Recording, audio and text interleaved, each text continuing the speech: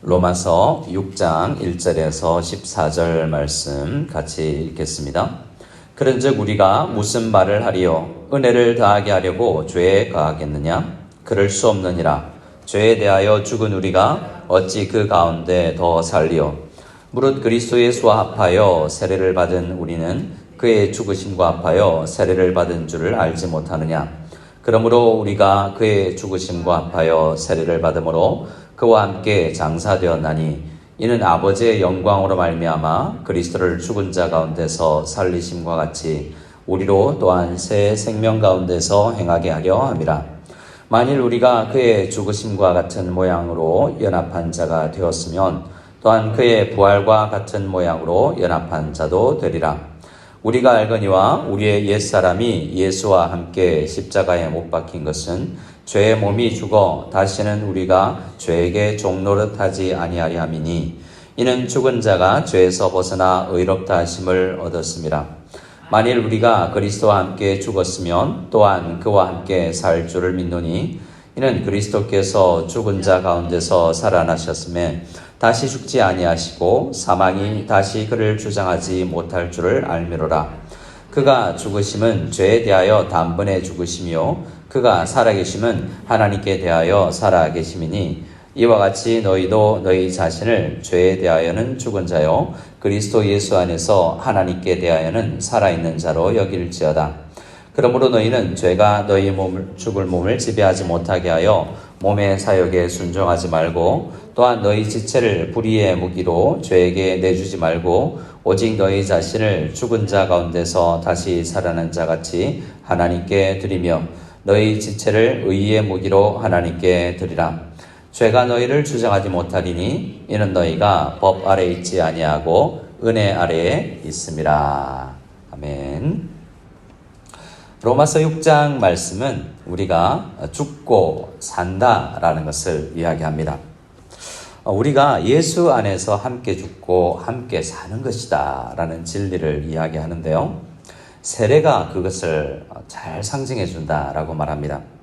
예수 그리스도께서 우리를 끌어안고 죽으시고 우리를 끌어안고 다시 살아나셨다라는 것, 그것을 믿어야 된다라고 이야기합니다. 그런데 6장 1절에 이렇게 질문을 하죠. 그런즉 우리가 무슨 말 하리요? 은혜를 더하게 하려고 죄에 거하겠느냐라는 질문을 던집니다. 이 질문은 사실 어제 본문 5장 21절, 20절, 21절의 말씀 때문에 또한 나온 것인데요.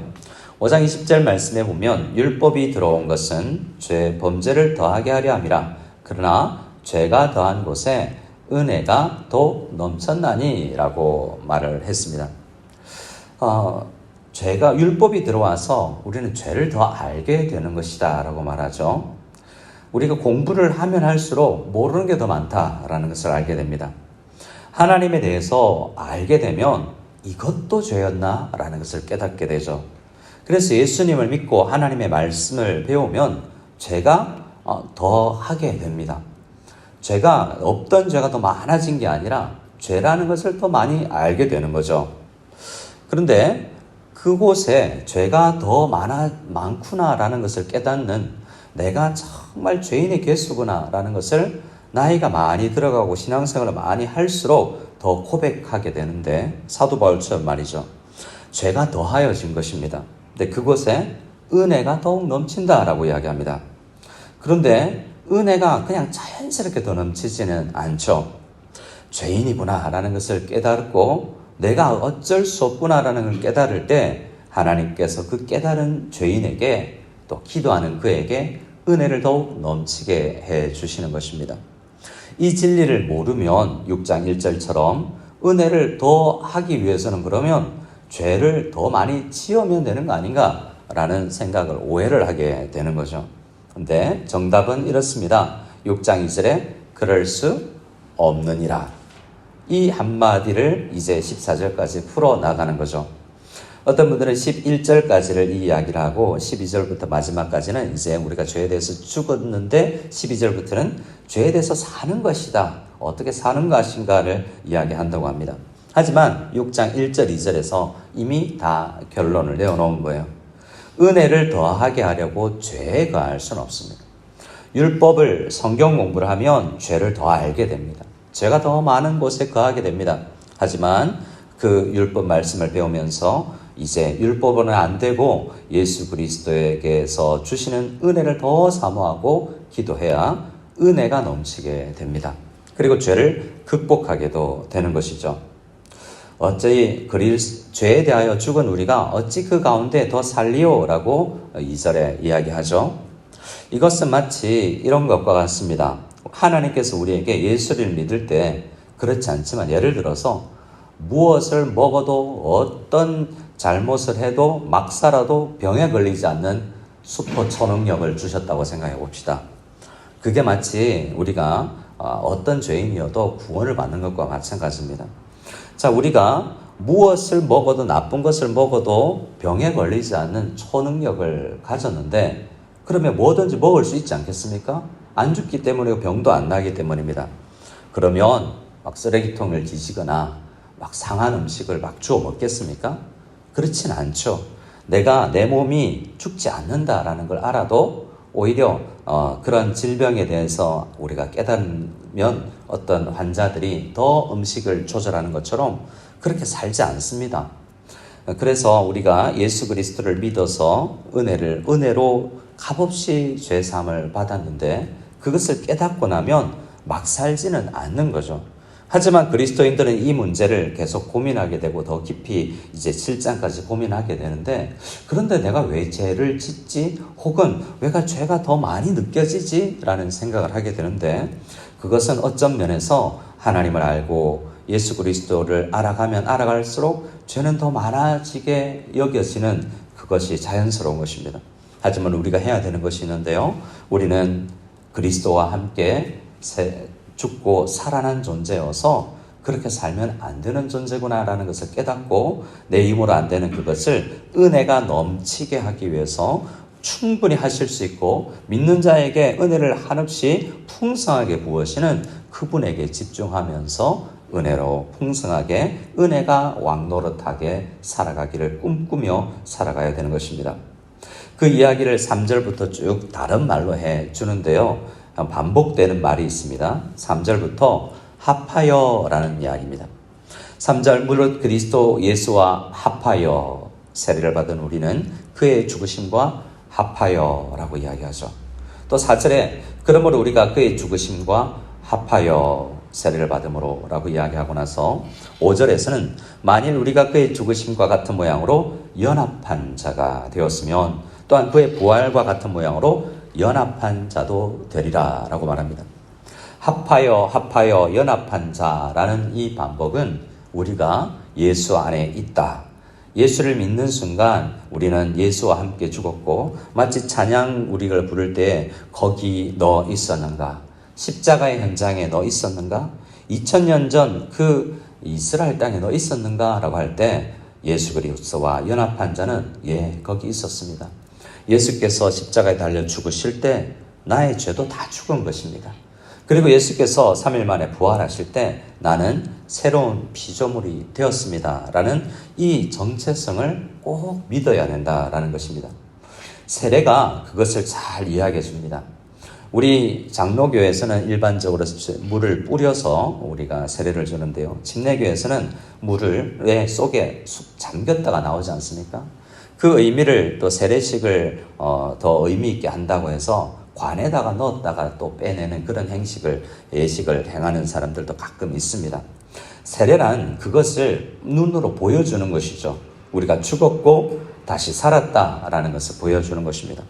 하지만 세례를 받지 않아도 믿으면 당연히 성령으로 세례를 받은 것입니다. 사도행전 2장 말씀에 오순절날 이렇게 성령에 취한 자들이 방언을 말하는 그런 모습을 보고 사람들이 오해할 때 베드로 사도가 11사도와 함께 서서 소리 높여 설교를 합니다. 그 설교를 들었던 예수 그리스도를 십자가에 못 박아 죽으라 라고 외쳤던 그 죄인들이 그것을 죄인 줄 알지 못하다가 하나님의 말씀을 듣자 죄가 느껴졌습니다. 그래서 37절에 그들이 이 말을 듣고 마음에 찔려 베드로와 다른 사도들에게 물어 이르되 형제들아 우리가 어찌할꼬? 라고 질문합니다. 예수 그리스도를 믿는 그 마음이 열린 거죠. 그때 베드로가 이르되 너희가 회개하여 각각 예수 그리스도의 이름으로 세례를 받고 죄 사함을 받으리라. 그리하면 성령의 선물을 받으리니 라고 설교했지 않습니까? 처음부터 우리는 죄를 깨닫고 예수님을 믿어야 되는구나 라는 것을 알고 세례를 받습니다. 그런데 그 세례는 믿고 나서 믿는 것을 보이기 위해서 우리가 상징적으로 또한 받는 것이기도 합니다. 세례가 그 우리의 믿음을 잘 보여주는 것이죠. 내가 죽었고 새 사람이 되었다라는 것을 말이죠. 그래서 6절에 우리가 알거니와 우리의 옛사람이 예수와 함께 십자가에 못 박힌 것은 죄의 몸이 죽어 다시는 우리가 죄에게 종노릇하지 아니하려 함이다 라고 말합니다. 더 이상 예수 안에 있는 자들에게 사망이 왕노릇하지 못합니다. 9절에서 그것을 이야기하죠.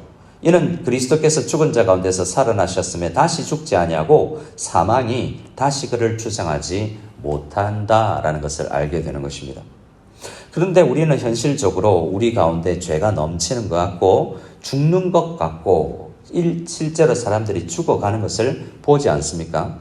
하지만 우리는 죽지 않는다라고 이야기합니다. 죽어도 육신으로 우리가 죽어도 우리의 죄 때문에 죽지 않습니다. 우리의 죄는 예수 그리스도 안에서 다 죽었기 때문에 우리는 죽어도 죄 때문에 죽는 것은 아니라는 것입니다. 다만 예수 그리스도의 품에 안기고 나사로가 아브라함 품에 안기는 것처럼 우리는 죄를 그치고 이제 주님의 품에 안겨서 영원히 죄를 짓지 아니하는 삶을 시작할 따름인 것입니다. 그래서 결론적으로 11절에 이와 같이 너희도 너희 자신을 죄에 대하여는 죽은 자요 그리스도 예수 안에서 하나님께 대하여는 살아있는 자로 여기고 은혜를 구해야 된다라는 것입니다. 죄가 느껴집니까? 하나님을 안 것입니다. 이제 죄가 아니던 것이 하나님을 알면 알수록 수근수근하는 것도 내 속에서 내가 깨닫게 되는 많은 것들이 은혜로 또한 하나님의 말씀으로 깨달아지는 것입니다. 그럴 때에 다시 우리가 구해야 되는 것입니다. 하나님 이 죄에 지배받게 하지 않도록 도와주시고 은혜가 은혜 안에서 살아갈 수 있도록 은혜가 넘치도록 도와주십시오라고 구하면 우리 주님은 후하고 넉넉하게 우리에게 은혜를 베풀어 주실 것입니다. 죄를 깨닫고 그것으로 그칠 것이 아니라 은혜를 구하는 삶을 살아야 되는 것입니다. 자, 13절, 14절은 적극적으로 그냥 생각만 하지 말고 적극적으로 기도로 우리의 몸을 하나님 앞에 드려보라. 그러면 율법이 이야기하는 것처럼 또한 은혜로 율법이 우리에게 짐이 아니라 율법의 하나님의 말씀대로 살아보면 우리가 영원히 살아나게 될 것이다 라고 이야기합니다. 13절 14절을 읽고 마치도록 하겠습니다. 13절 14절을 읽고 마치겠습니다. 또한 너희 지체를 불의의 무기로 죄에게 내주지 말고 오직 너희 자신을 죽은 자 가운데서 다시 살아난 자같이 하나님께 드리며 너희 지체를 의의 무기로 하나님께 드리라. 죄가 너희를 주장하지 못하리니 이는 너희가 법 아래 있지 아니하고 은혜 아래에 있음이라. 아멘.